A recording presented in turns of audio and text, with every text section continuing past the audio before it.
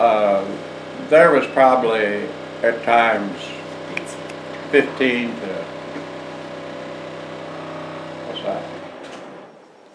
There was probably 15 to 18 kids going to Sweet Oak School.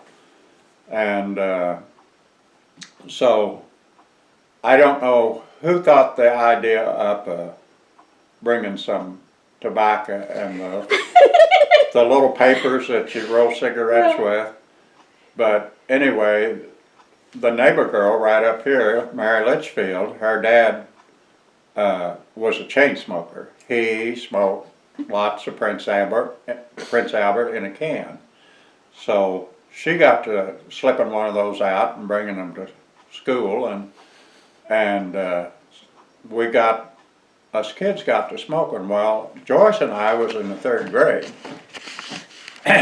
Most of the other kids that was smoking was, well, actually everybody was smoking except one little neighbor girl up here. She was in the 1st grade. We couldn't get her to smoke, but I don't know whether we tried very hard. But anyway, we did that for about a month, and I come home one night, and Joyce and I decided we needed to, we had a couple cigarettes rolled up, but I didn't have any matches, so she decided to send me in the house to get some matches. Well, that's where that pantry right there is where we kept all the green beans and all the canned goods and stuff. But right inside the door is where we kept the matches. So I got sent in to get the matches, and I was reaching up there and getting the matches out. About the same time, my mom comes to the door, and nobody smoked in the house, and we smoked a couple on the way home. We was really getting hooked.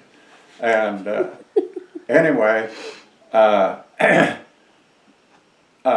got my matches, and she looked down at me and she said, "Johnny, have you been smoking?" And of course I didn't lie. I said, yes. And then I ended up telling on the whole school, and the teacher almost got fired. There was no school board. It was the parents, about 6 different parents met with the teacher, and the teacher would not come out for recess when we come out. She had mystery books she liked to read, so we would go out and smoke during recess and go around behind the coal shed. There was a coal shed there, and if she'd ever come out, she would have seen smoke rings coming up over the shed. Surprised she couldn't smell you when y'all went back in.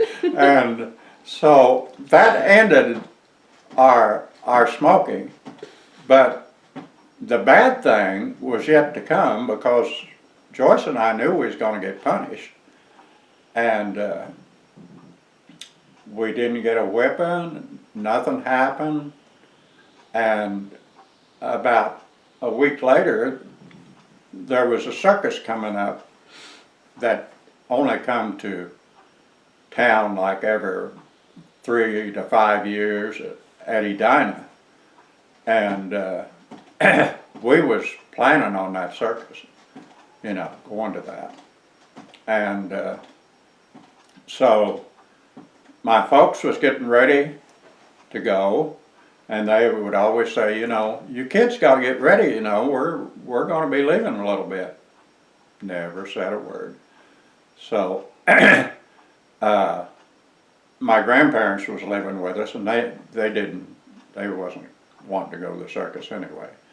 But anyway, so when it come time for them to leave, they just left us in the house, and we was kind of bumfuzzled for a little bit. We figured out our punishment. We didn't get to go to the circus. You missed the circus. And it was 3 years before I seen a live elephant. Wow. Yeah. So did that teach you not to smoke anymore? I've never smoked since. Awesome. Okay, end of story.